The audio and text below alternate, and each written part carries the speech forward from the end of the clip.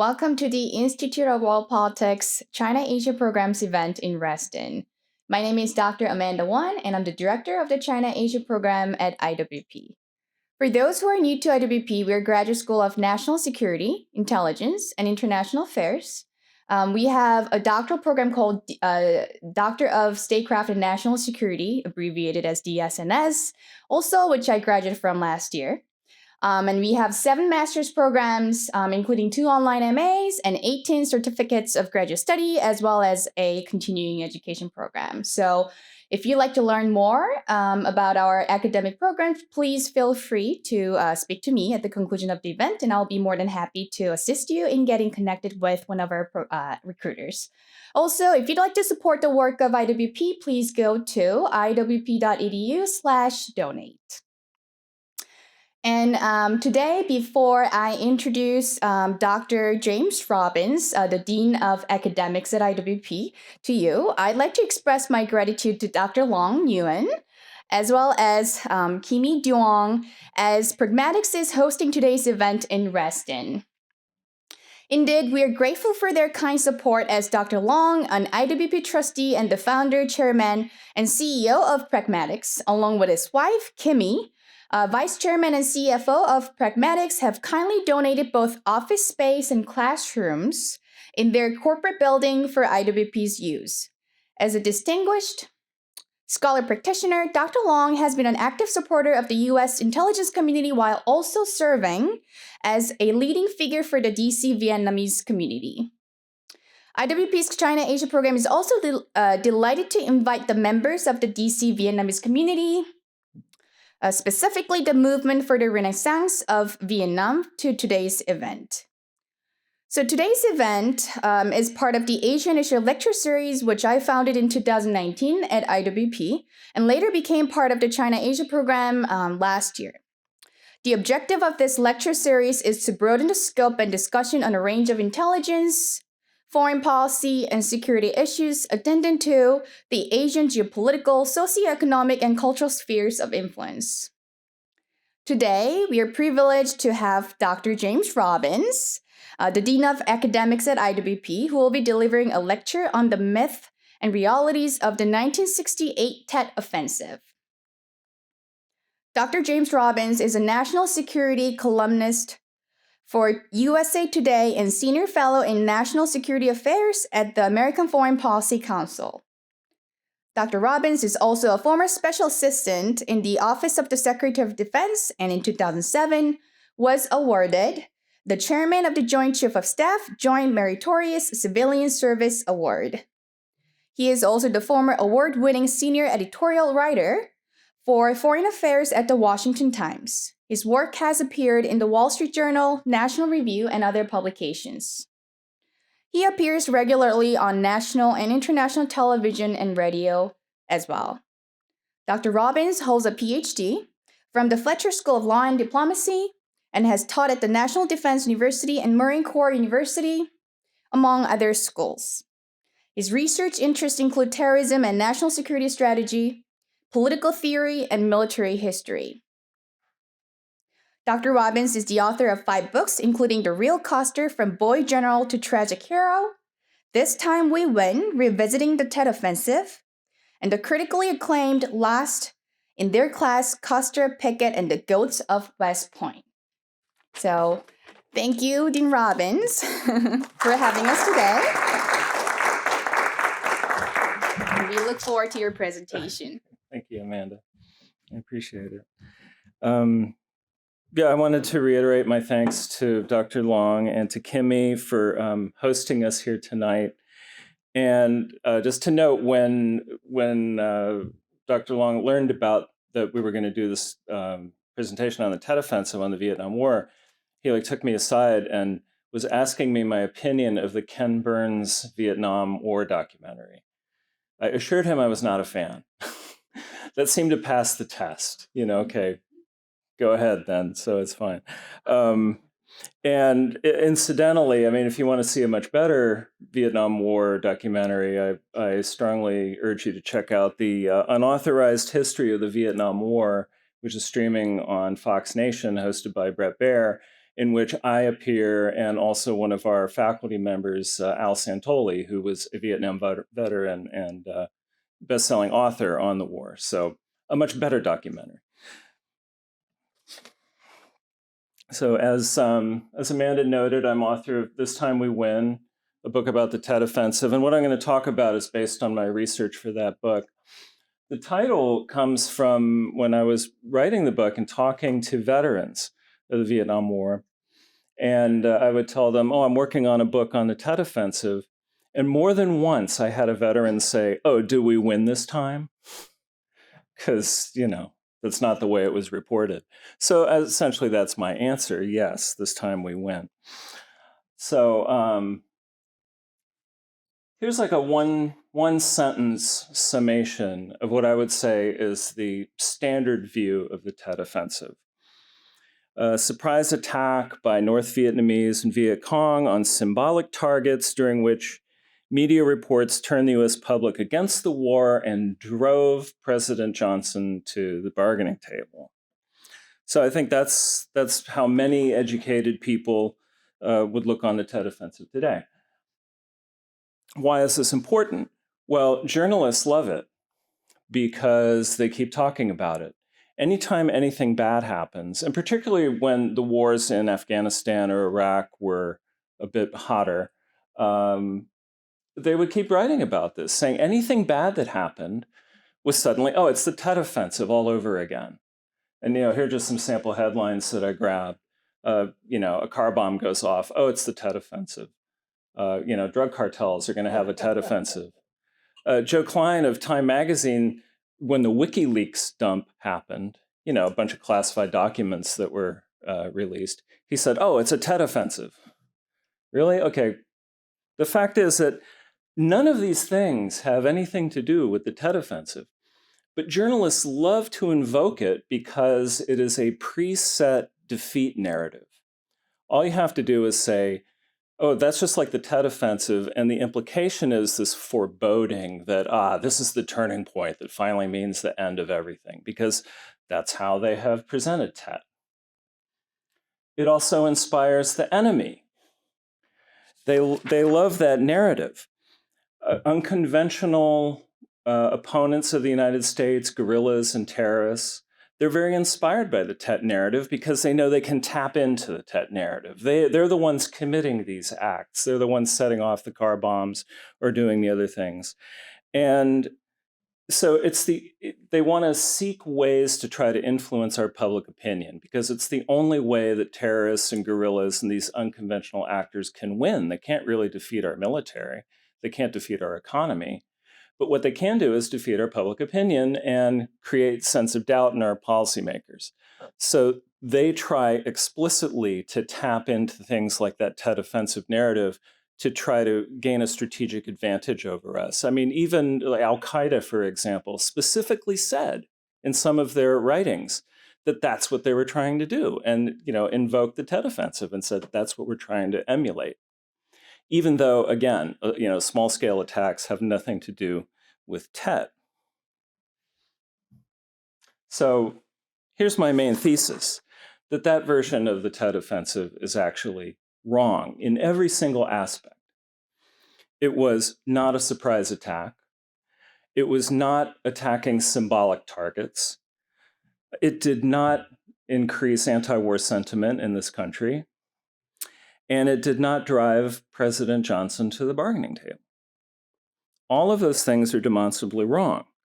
So yes, the current narrative says what Tet is, but it's completely false. So let's look at each one of those things. First, not a surprise attack. Intelligence failure, and this became a meme during the Iraq War too, where people talked about intelligence failure and they would talk about the Tet Offensive in the same breath. But in fact, the US government and the intelligence agencies and the military were well aware that this attack was coming. As early as the fall of 1967, months before the attack, intelligence was picking up signals from the North that they were planning something.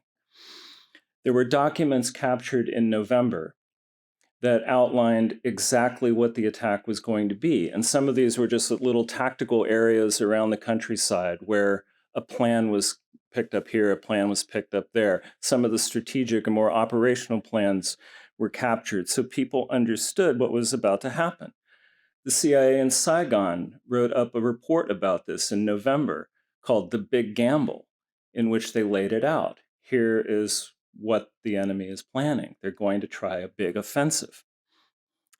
There was, in January, 4 weeks before the offensive kicked off, the US Embassy held a press conference, basically laying it out.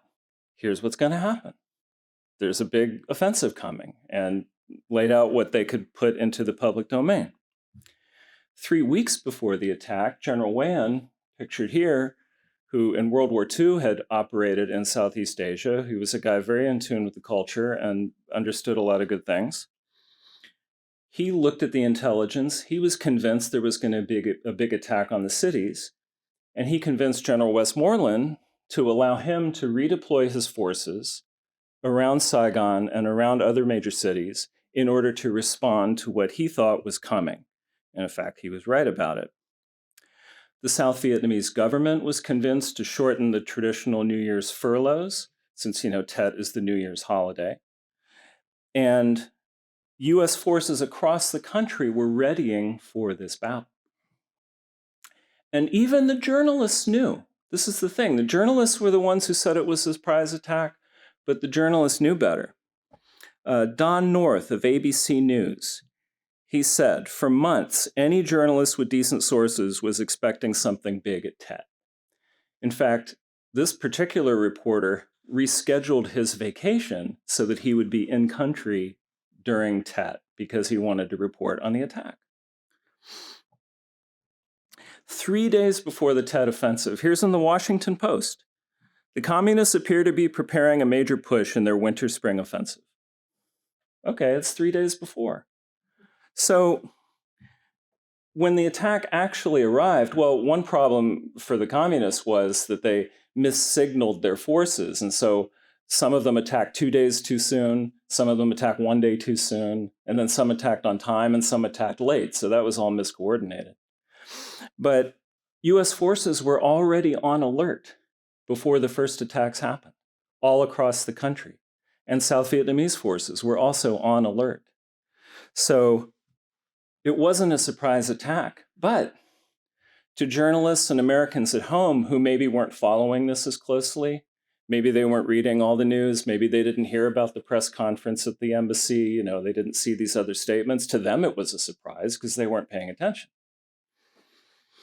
But President Johnson, who was not at all surprised, later said that not getting ahead of that story was one of the worst mistakes he made. The White House just didn't publicize it enough. They should have been more on top of it. Okay, fine. But that's why it wasn't a surprise attack. Second point, it was not aimed at symbolic targets. The reason why this is important is, if you say, the communists were just trying to send a message, well, then anything they do is a victory because they send a message. But that's not what they were trying to do. What they were trying to do was have a mass attack involving tens of thousands of Viet Cong and North Vietnamese regulars all through the country in an attempt to actually win the war. Well, they didn't do that. Their plan was called the General Offensive and General Uprising. And the way it was supposed to work was that they would send forces into the cities, which they had never done before. They would take over key parts of these cities and then foment this general uprising. They believed that the South Vietnamese people were so upset with their own government, so angry at the Americans, and so ready for the communist solution that they would rally to this, that they would come out of the woodwork, they would rally to the guerrillas, they would support them, and essentially it would overthrow the government and present the Americans with a fait accompli, like, okay, the war's over. And why did the communists believe that the South Vietnamese people would respond this way? Because the American media was reporting it. They had read about all this in the New York Times, that how disenchanted the South Vietnamese people were with their own government and how ready they were for the communist solution. Well, No, that was a big misestimation on the part of the enemy. So if you measure what the enemy hoped to achieve, which was total victory, against what they did achieve, which was a complete defeat, you can see the magnitude of it. But if you say, well, all they wanted was a symbolic victory, then you have redefined the battle down to the point where they do win. And so that's another problem with that press narrative. It's not true, but it's also kind of this self-fulfilling prophecy. Okay, here are some Marines at Hue City, which saw some of the worst fighting. And Dr. Khan and I were just talking about this since his family was from there. And I mean, it was the toughest part of the fight. US and South Vietnamese forces still won that part of the battle, and a win is a win. But this was also at Hue City, was where you had the famous Hue Massacre, where thousands of people were murdered by the communists during their occupation of that city. That didn't seem to generate a lot of headlines, but that did happen. The other photo is at Tan Son Nhut Airport, which is kind of a more typical outcome of the attacks. The battle at Hue City, which went on for a couple weeks, that was not typical. Mostly the attacks were beaten back in a day or so. And at the tactical level, here's another myth, the idea that the South Vietnamese army didn't defend the country. At the tactical level, they did brilliantly. Number one, in many cases, they had the enemy plans. You know, our intelligence had developed that, or their intelligence had developed that. There were cases where a battle plan had been captured weeks before, and then on the day of the battle, the enemy came exactly like what was in the plan. They didn't even adjust their plan, even though they lost their battle plan. They didn't adjust it. And so everybody was ready for them. Okay, so the communist line was that the South Vietnamese troops were demoralized, they were untrained, they didn't want to be there, they were conscripts. They would either run away or they would join, like they would join the communist cause, and everybody would defect. In fact, none of that happened. They didn't run away, they didn't defect, and a post-battle survey by General Abrams found that only a few units didn't perform as well as expected. Most performed either as expected or above. So it's completely wrong to say that the South Vietnamese troops weren't defending their country. They did a great job at it. But again, this is a total perception failure by the communists. It was either total propaganda that the South Vietnamese troops would behave this way, or maybe the communists really believed it because they read it in the New York Times that, the ARVN would defect to them. Okay, well, they didn't. So here's how you get it being called a symbolic victory. The excessive coverage of the attack on the US Embassy. This was the most potent image, so far as Americans were concerned, of the first day of the fighting, was the attack on the embassy. 19 Viet Cong sappers attacking the embassy, most of whom were killed. And while fighting raged across the country, fighting was raging everywhere. But most journalists, most news organizations were reporting on the attack on the US Embassy, or was this our embassy? And it seemed as though, and it was reported as though, the enemy had mounted this kind of suicide strike on an American target to kind of, shove it in the Americans' faces. We'll show you, we're going to attack your embassy, and there's nothing you can do about it. But again, they didn't intend for their attacks to be purely symbolic. They were really trying to win. And so where do we get that? And here's one of the sad facts of this, of where you get that idea that the whole thing was symbolic. It actually tracks back to a CIA assessment, sort of one of these hurry-up assessments, where Johnson's national security advisor wanted to know what was going on. And so the CIA did this kind of rushed assessment where they said that the enemy activity was intended primarily for the psychological impact it would have on the South Vietnamese. And so that got inserted into White House talking points. And then from the president and from the Secretary of Defense, you had them talking about symbolic attacks. So the journalists didn't make it up.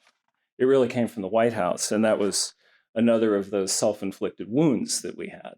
Unfortunate, but that became kind of a focus. people turned away from the idea that the enemy was trying to actually win the war and focused in on that symbolic thing. And here's one of the attackers of the US Embassy. And note the headline, Embassy held hours by Cong's suicide squad. There are two things captured in this. One is, and you can see this more in the text, there was a huge debate and incredible focus of journalists on the question, did the Cong get inside the embassy? This one very technical question, because it was reported that they did. Who reported it? Peter Arnett from AP. How did he know? He heard someone say it in passing. He didn't actually see it, but sort of he claimed, well, he heard some guys talking about it. He didn't actually talk to them. He just kind of overheard it, that some people had entered the embassy. And so there became this huge debate. Did they get in or not? Well, you know, the old political adage, if you're debating, you're losing, right? So the debate was kind of useless. In fact, they didn't get in. John Roach, one of President Johnson's advisors, was in the White House at the time, and he was on the phone with a guy named Arch Calhoun, who was actually in the embassy. And he was asking, like, hey, what's up? And he's like, it's fine. It's being taken care of. They didn't get in and everything's good.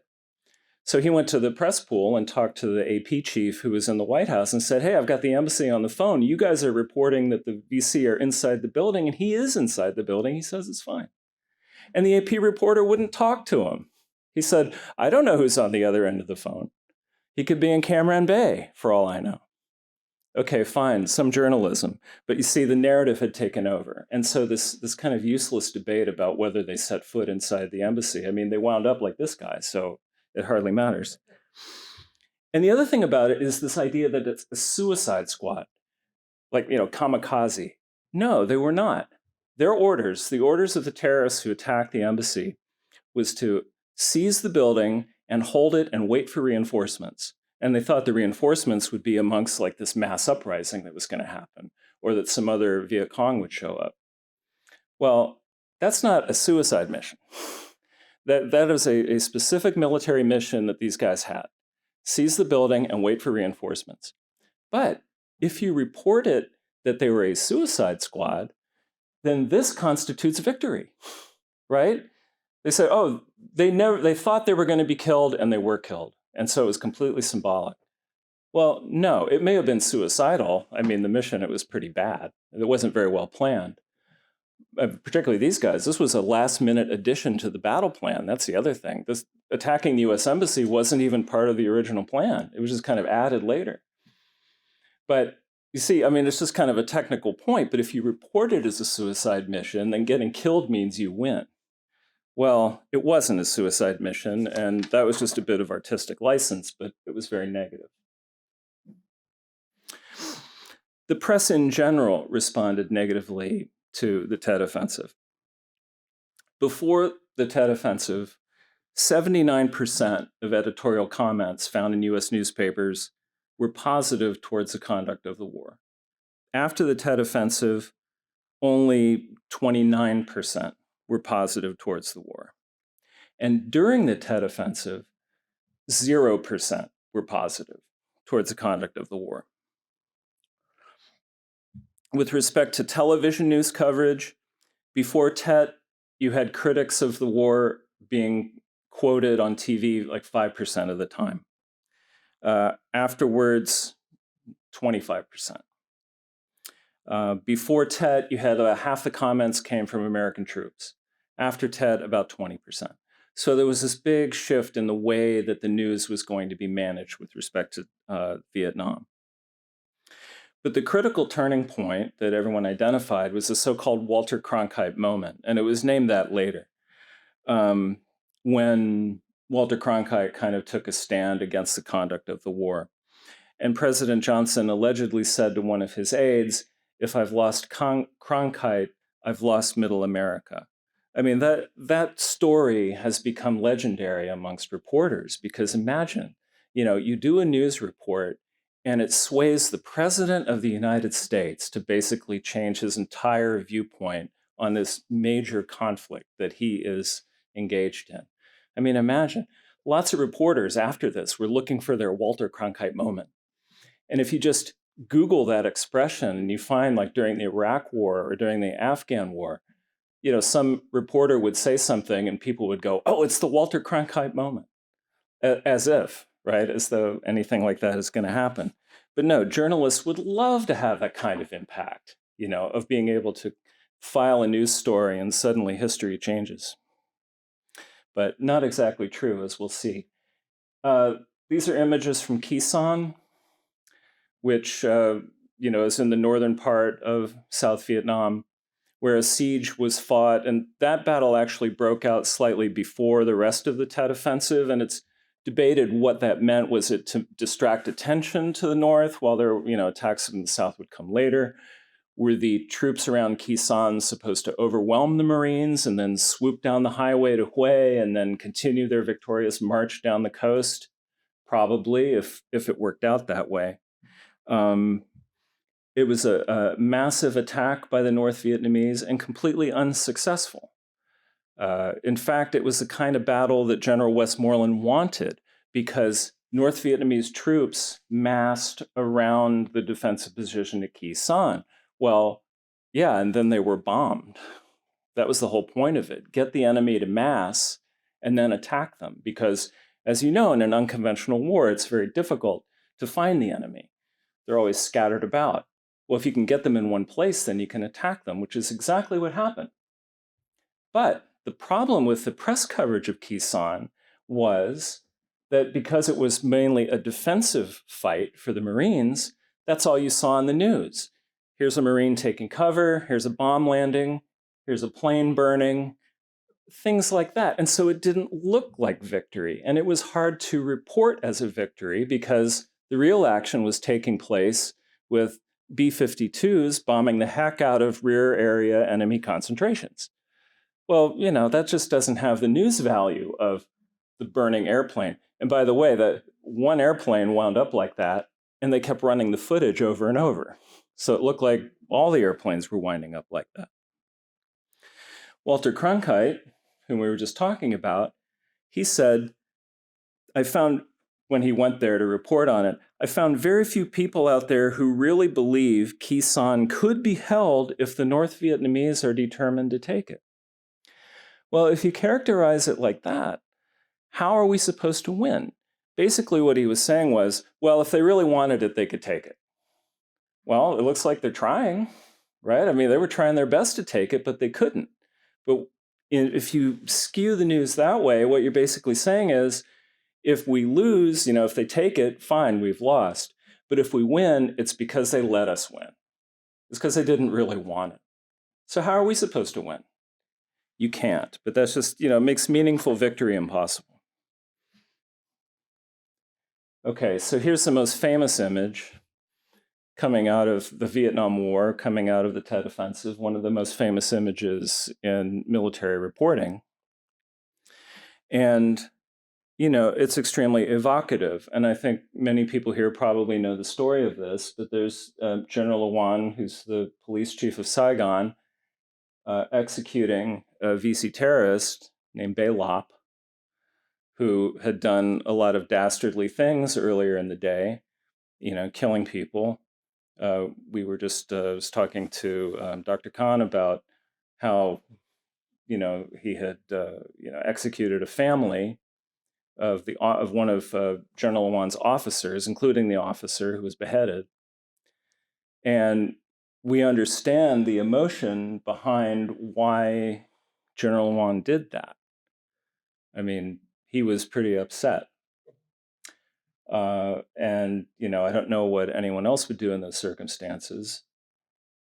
But Eddie Adams, who was the photographer who got that scene, who won the Pulitzer Prize for spot photography, later got to know General Lawan and, in fact, testified on his defense when he had escaped to this country and some left-wing politicians were trying to get him thrown out of the country. And Eddie Adams went and testified in his defense because he understood that this is kind of an exceptional scene. And he apologized to General Lawan for ruining his life, which, ever after this, he was kind of not very welcome in most places. And the other thing to know about this, and you can learn a lot about this image and how it was distributed. I wrote a lot about it in the book. But below it, okay, this is directly from the front page of the New York Times.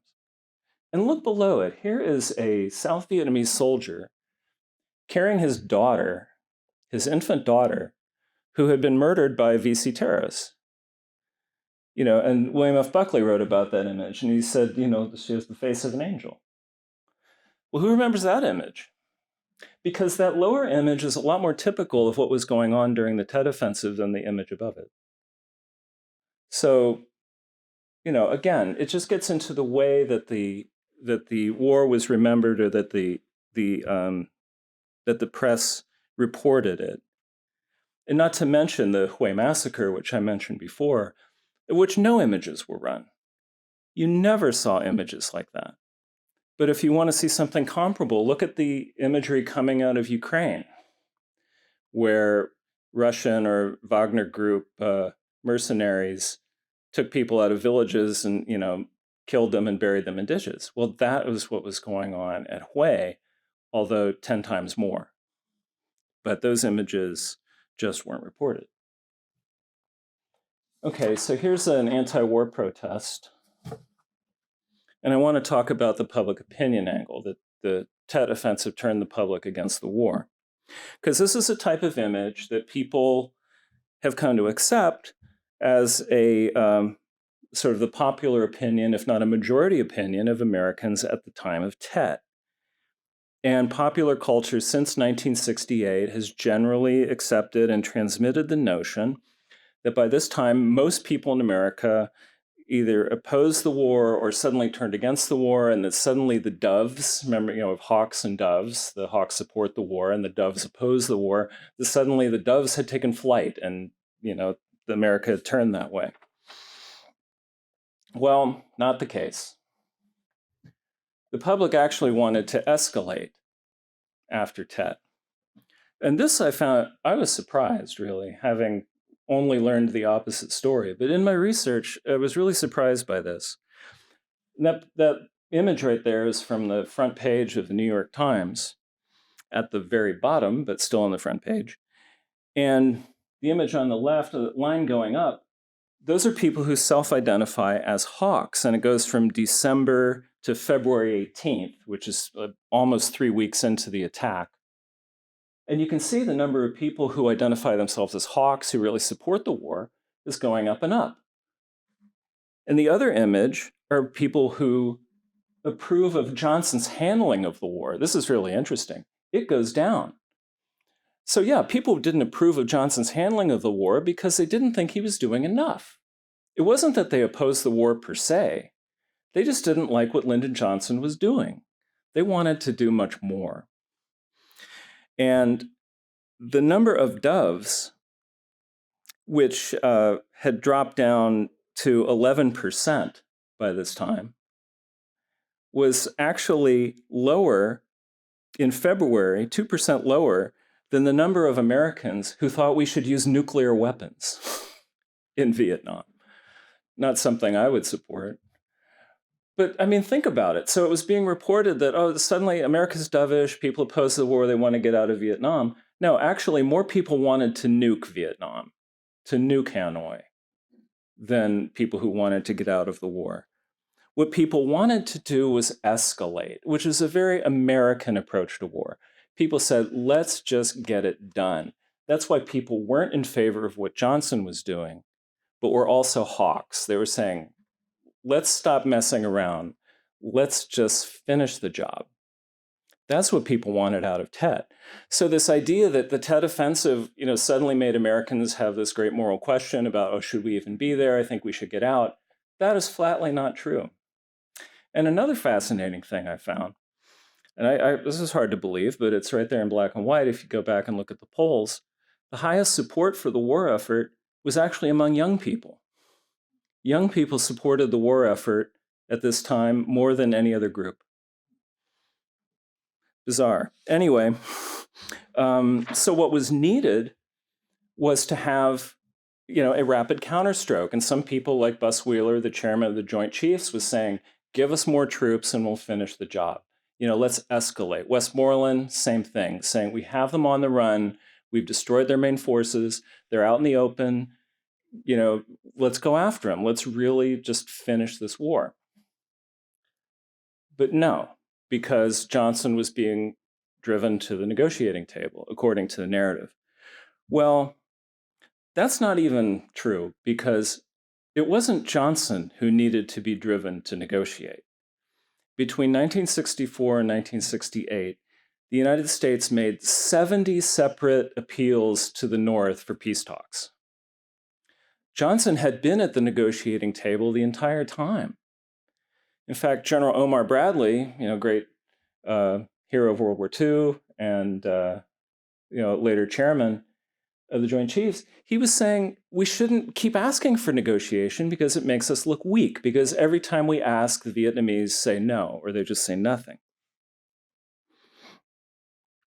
So when the president in March 31st, 1968, when he made his appeal for talks yet again, and also at the same time announced he would not run for re-election, yes, that made us look incredibly weak, and it made it look like Johnson had been defeated. And the reason why he chose not to run for president again for another term, which he probably would have won if he had run, but the reason why he didn't, he later explained, was he wanted to make it look like his offer for peace talks was really sincere. Like, he felt that, well, the reason that the communists hadn't previously responded was they didn't trust me, and now I'm just showing them, look, I'm willing to not run for president. That's how sincere I am. But he didn't know who he was talking to. The communists could care less whether he was sincere. In fact, when he made that offer, the Chinese chairman, Zhou Enlai, called it, he said it was a trick. He said it was a wicked and deceitful scheme. Like, they didn't believe it. They said, no one's going to give up power just to get talks. Well, they didn't know Lyndon Johnson. He was willing to do it.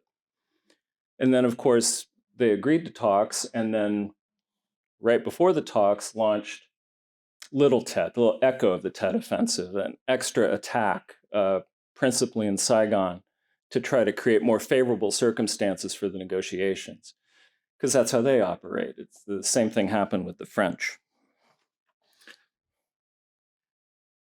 So here are just some lessons learned from this exercise of deconstructing these myths. First, don't give the enemy credit for a better plan than they have.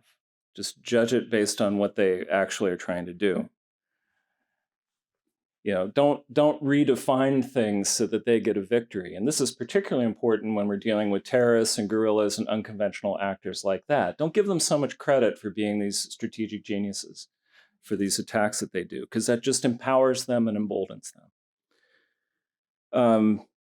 The press coverage in unconventional wars, it's just difficult. It's hard to cover. Reporters want a storyline. They're going to find a storyline. So try to adapt to it. Try to give them a storyline before the fact. Don't just let them come up with what they come up with, because it's probably not going to be accurate. Another point, the public opinion during the Tet Offensive, it was exactly the opposite of what has been reported. And maybe the public isn't as manipulable as people give them credit. Maybe the public can't be stampeded the way that people think. So give the American people credit for being more sensible than you think. Don't pass up opportunities for decisive action. That was a big problem with Johnson. He just chose not to escalate for a variety of reasons. He didn't think it would work, or he was hemmed in politically, or he was listening to people who said that the public were against it. The public were not against it. But sometimes escalation is needed. Let me just say that George W. Bush's polling numbers were a lot worse than Lyndon Johnson's when he decided to do the surge in Iraq, and it worked. So, George W. Bush ignored public opinion and went ahead with a successful strategy. Johnson could have done it, but he chose not to. So that's my final point there about have a strong executive. He will set the terms of the debate. Lyndon Johnson was kind of AWOL on this. He wasn't directing events the way he should have been. I know a lot of people blame the press for the perceptions in Vietnam, and yeah, the press bears a lot of the blame, but so does President Johnson, because he kind of let it get away from him, and he could have directed it in a different direction, but he didn't. So, final thing I wanted to say, a friend of mine, Fred Reston, who was served with the CIA in Vietnam and Cambodia, and then later went on to some very high-ranking positions in the agency. He reminded me recently of the closing of my book, and I wrote this in 2010. But listen to this. In the long run, the Tet Offensive left an enduring sense of American political weakness. But an enemy cannot achieve the same type of impact when our country has strong leadership, particularly a president willing to take the steps necessary to secure victory. We may yet again see Americans being choppered to safety as another former ally is abandoned, to insurgents, to foreign intervention, or a combination of both, or perhaps not. The choice will be ours. And unfortunately for the people of Afghanistan, in 2021, our government made the wrong choice again. So with that, I would like to conclude my remarks, and I'll take any questions you have. Thank you.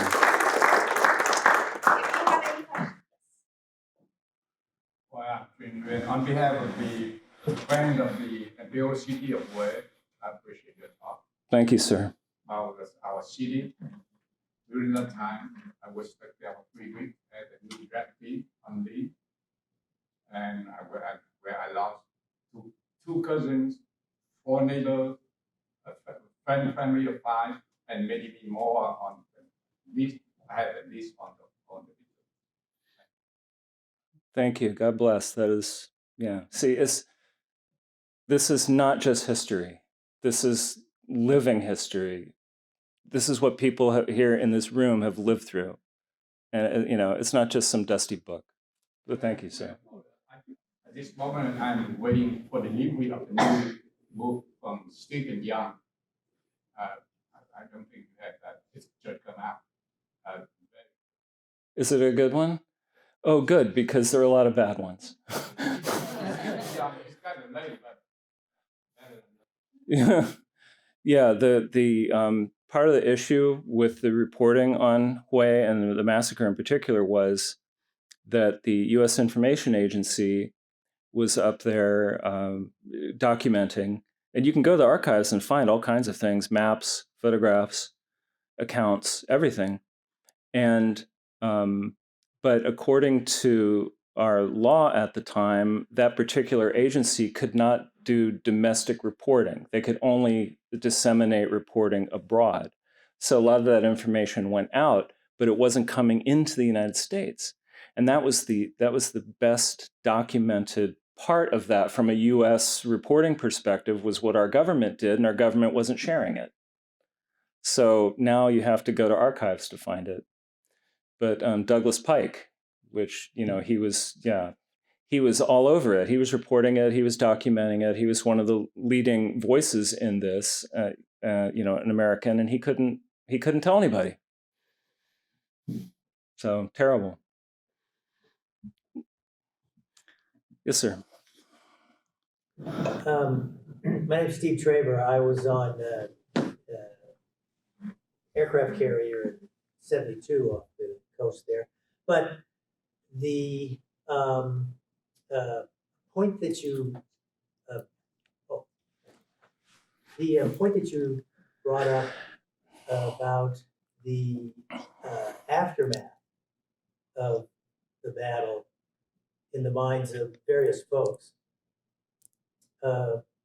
reminds me that there was some dispute amongst historians, lo these decades later, about when the order to actually start reducing troop levels was given. Did you happen to run across that while you were doing your research? Yes, there were see, part of the problem was Johnson, for political reasons, set a troop cap. And there was no magic number to the troop cap. In fact, it was a huge mistake because the minute, I mean, if you're conducting a war, the last thing you want to do is set some arbitrary limit that you later have to answer for.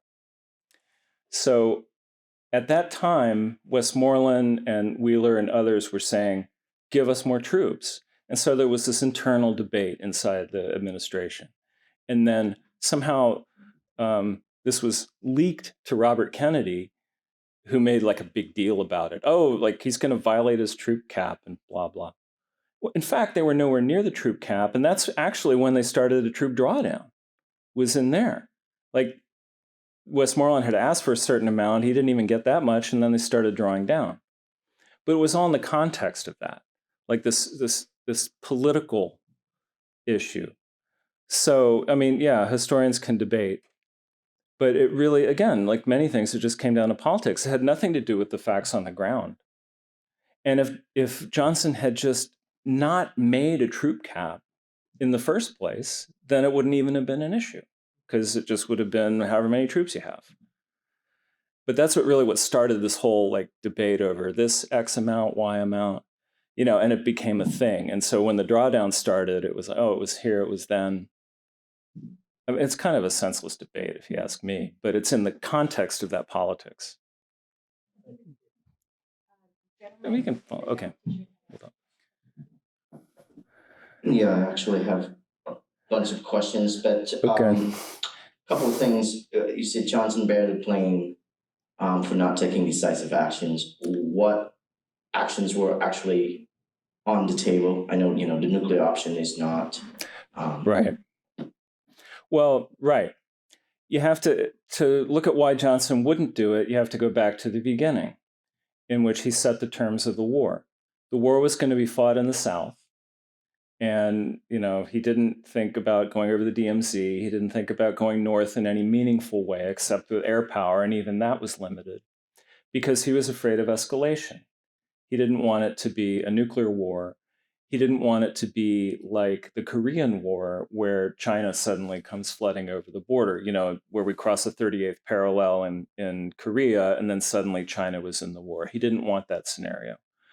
So what was on the table? The Joint Chiefs had plans where they could have adapted and moved north, like from Kisan.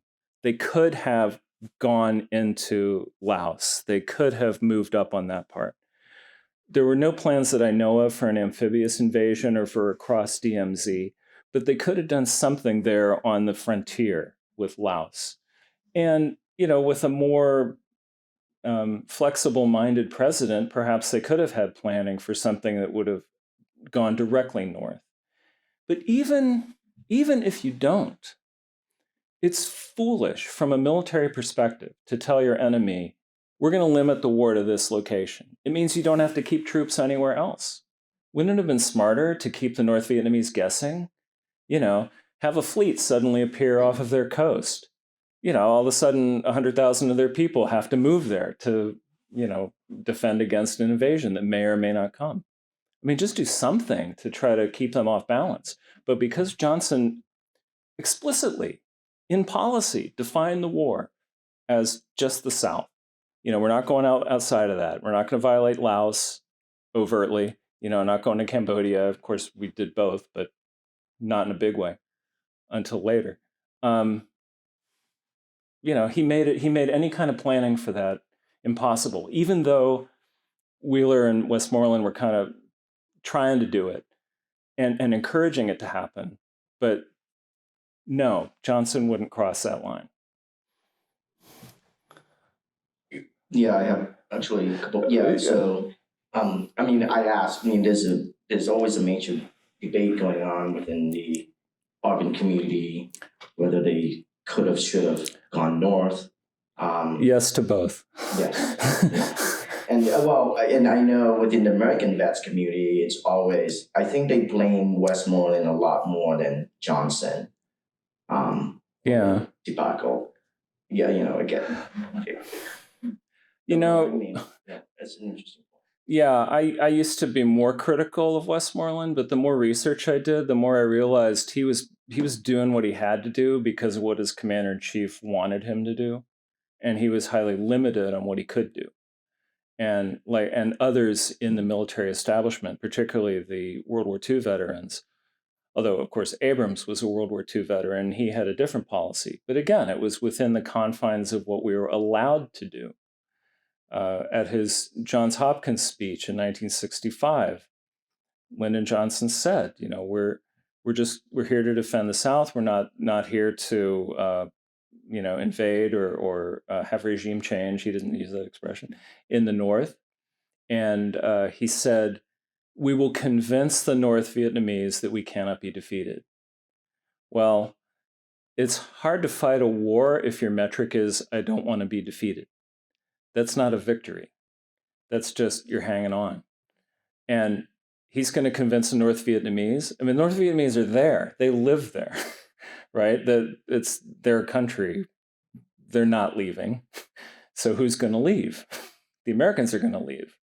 And the North Vietnamese knew this. And so the minute that Lyndon Johnson defined the war in those terms, he was setting it up for failure. And he stuck to that. And that's a problem. Because again, we didn't have to invade the North, but we could have made them think we were going to invade at the very least and made them take defensive actions. But in my opinion, we should have. Because what the heck, they weren't restraining themselves in any way in their attacks on the South Vietnamese or the US. So we shouldn't have been restrained in any way attacking them if you want to win. But again, Johnson wasn't looking for a win. He was looking for a draw. He was looking for a stalemate. Well, he didn't get it. Yes, ma'am. No American history standard American history textbook for high school covers the Tet Offensive in this way, which your research shows. So that's factual error in almost every American history textbook. Is that ignorance, sloppiness? Do you think there might be something that accounts for the inaccurate portrayal that every American student learns? Yeah, because who wrote the textbooks, right? They're people who have bought the, progressive line on this. Who bought the standard explanation, which was written by the journalists who opposed the war, and then by the hippies who never left school and became academics, and then wrote the histories. So, that's how the standard view got put in place. But there's a lot of what's so-called revisionist history happening right now, and people call it revisionist, but what myself and others are doing is just looking at the real history, like digging out the facts. A lot of the North Vietnamese records are available now that weren't available back then, where they spell out exactly what they were doing. And, take, for example, the Tonkin Gulf incident, which is reported as Johnson made it up, or it was fake or a false flag or something. Well, there's a museum in Vietnam where they have stuff from that incident where, the heroic sailors of, the communist army faced off against the Americans and stuff like that. Well, if it's completely fake, how do they have this museum with stuff from it? Things like that. Or Bay Lop, the terrorist who got killed by General Lewan. There's a whole big thing for him. It's not like that was made up, because at the time people said, oh, he was just some innocent dude walking down the street, and they just shot him for no reason. Well, no, they knew why they shot him and know who he was. And there are monuments to him inside North Vietnam, or I should say Vietnam. And, even his wife, I saw an interview with her one time recently where she was talking about him. I mean, it's not made up, but the narrative is made up. And that's what got in the textbook. So it's going to take a while. I don't know if it'll ever get fixed, but there are scholars working on it. I just wrote this one book, but there are other people working on much more detailed, many more books. And it's getting through, like this Brett Baer documentary that we did. That was great. It was all very accurate, and that's why it was called unauthorized, right? Because it's not part of the usual narrative. So. Okay. Thank you, Dr. Robbins, for your very eye-opening lecture. I learned a lot. certainly when I was in high school studying this history, I did not learn that the Tet Offensive was actually a comprehensive failure on the communist side. I get the impression from your talk that the role of propaganda and of media coverage was decisive for shaping U.S. opinion, as well as probably opinion in North Vietnam and the communist bloc. And as tensions are rising with China, from my understanding, they have the largest propaganda apparatus of any country in history. They even use prisoners for online commenting, going all the way up to very advanced journalists and editors and academics. So has the U.S. government learned the lessons of the failure of perception management in the Vietnam War, and how decisive might it be in a future war with China in terms of their ability to influence U.S. opinion? No, I don't think the members of the U.S. government even know about perception management with respect to Vietnam, if they know anything. Of course, our current president was one of the people who helped betray South Vietnam and, cut the funding that we promised them under the Paris Agreement. So, John Kerry, what's his opinion? I don't think that, particularly amongst some of the more senior members of the Democratic Party, that these views are known or could be known. Like they're stuck in the narrative, so they don't know. But with respect to China, it's a huge problem. Like you said, the world's largest propaganda apparatus. They are actively trying to condition our people to think a certain way through the narratives.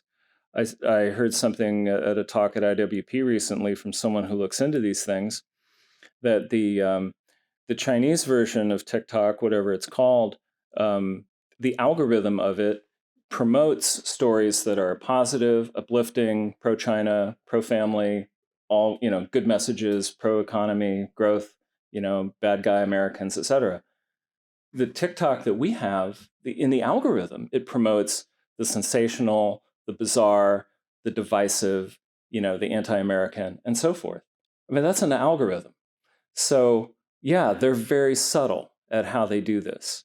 And, we have to fight back against it. It's terrible the way that these malign foreign powers are trying to insinuate themselves into our public debate to create division and create problems in this country. And they did it then too, which is one of the reasons for these narratives. Some of the sources for the major media back then were actually communist operatives who had infiltrated the South, presented themselves as, objective people, but they were actually working for the communists.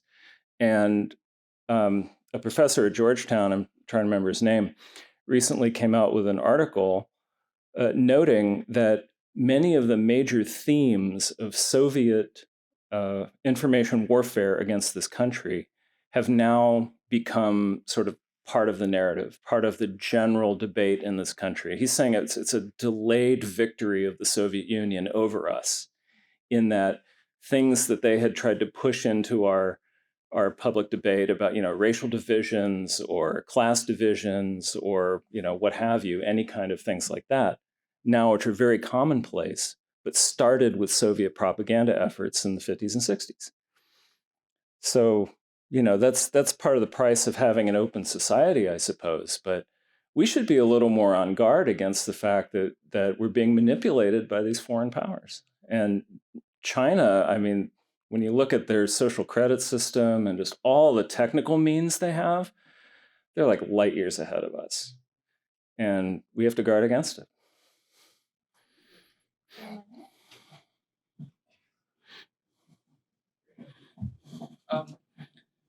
I can say that your analysis is very detailed and very convincing.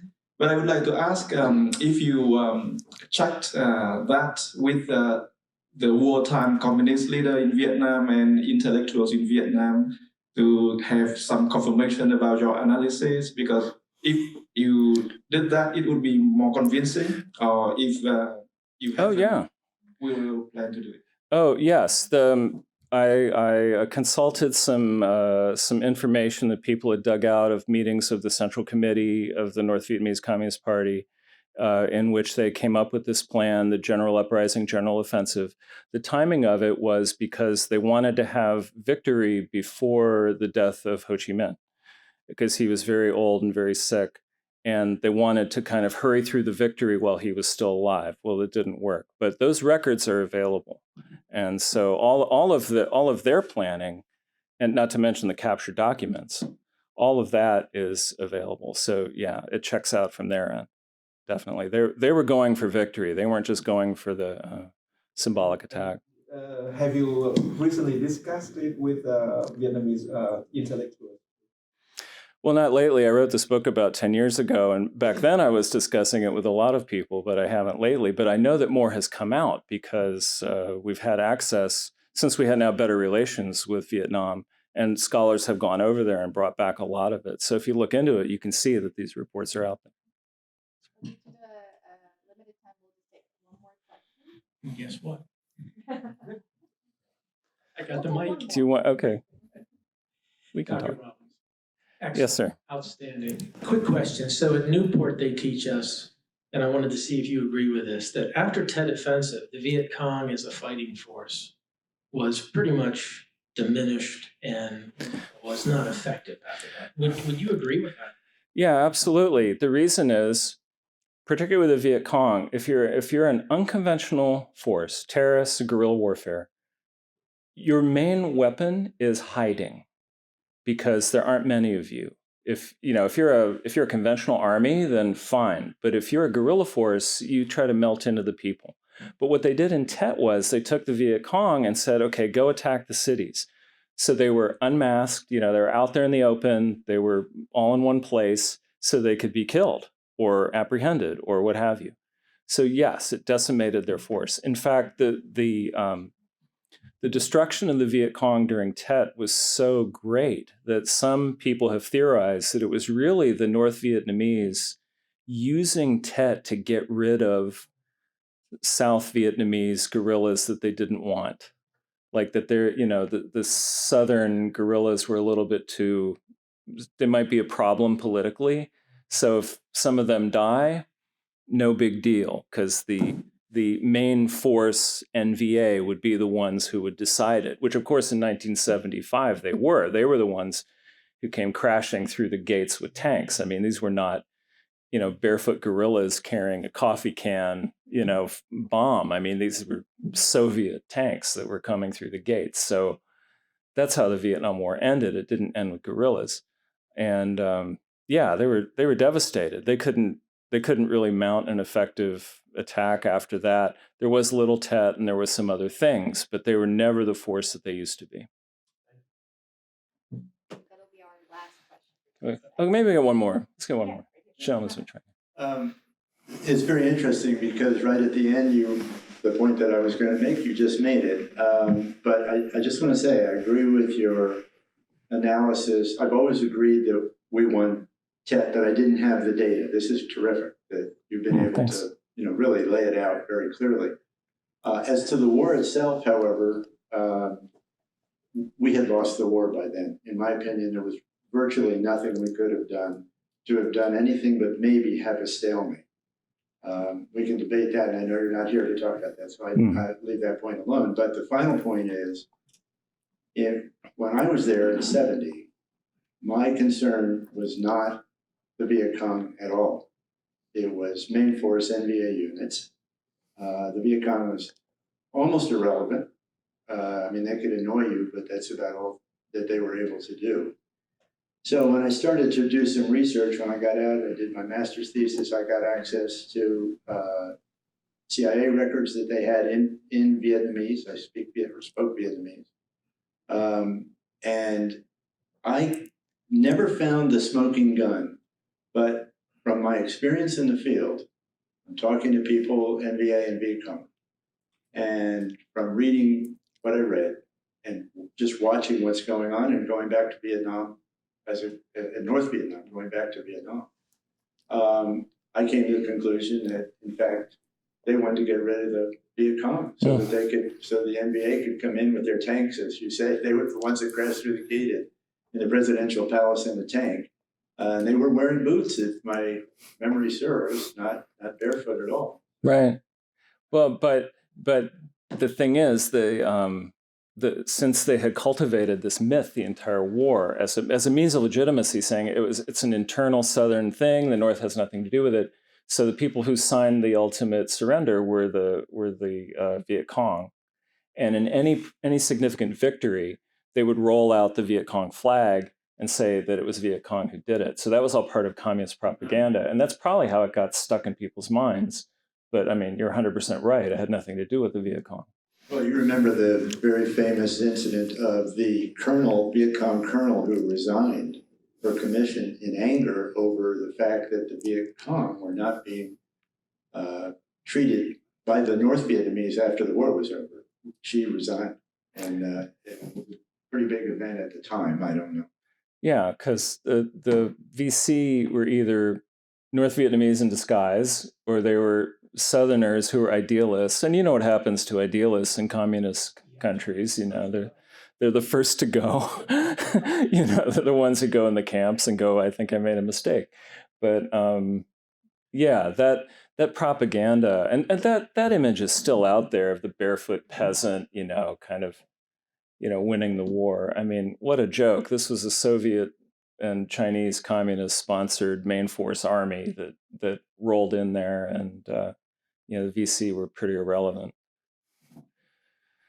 Okay, well, it's because you have this great shirt, I think we should. Yeah, I actually have questions because you know you mentioned a very interesting point of the polls that after Tet, younger people were supporting the war more. Oh yeah. I mean, it's because that's always a sticky point. You know, because this thing by the press saying, you know, the draft was so awful, but there were actually more volunteers than draftees. So were there an uptick in volunteers with the uptick in the polls for young people? I don't know. That would be an interesting metric. That's a good point. I'd like to see that metric. Yeah. So that's one question. Two, back to the earlier. I'm always perplexed. You know, again, your point. It was not a surprise attack. Somehow, you know, the thing is, I like to bring the Robbins' point of view of these things. They always get lost in the mix. And sure. In their view, it seems like to the Robbins, it was kind of like a surprise. They were not as prepared as American troops. They were sent home, you know, they really, you know, and then they got alerted and called back, but it were like chaos. It was really, I mean, you know, they could have prepped the territorial forces, rough puffs, a bit better. So, yeah, my question was that it's not a surprise attack, but I think to the Arvin, it was kind of, and I understand there were many moles in the Arvin ranks, and they did not want that info to come out.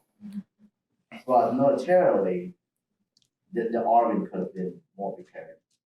Right. The U.S. government was arguing with the South Vietnamese government over canceling the leaves because the U.S. was on alert and they wanted them to shorten it and like say, hey, you know, come back because this bad thing is going to happen. And the South Vietnamese government, I mean, I guess the equivalent in this country would be like canceling Christmas. I mean, it's like the biggest holiday of the year. So they were trying to be sympathetic to the troops who had to travel home and travel back, but they only like cut it back by half a day or a day or something like that. And so, yeah, there was a problem with, you know, people caught in transit and, you know, in fact, some troops got killed because of that, because they were traveling and the VC or, you know, North Vietnamese intercepted them. But it wasn't because they weren't a good fighting force, is my point. There was some chaos because of the fact that they were out of place, you know, traveling around. But those who did fight did really well. Yeah, but I guess my point was it's not a surprise attack to the Americans, but to Arvin, it was, and you know that I think there were many things that kind of put them in the bind. Yeah, it wasn't that they didn't know the attack was coming, it's that they just weren't responding to it the way that we were advising. And maybe the South Vietnamese government thought they could handle it, but they probably should have just canceled all the leaves, but they didn't. So. Well, this was such an engaging Q&A session and such an insightful lecture. One of the best ever. So let's give a round of applause to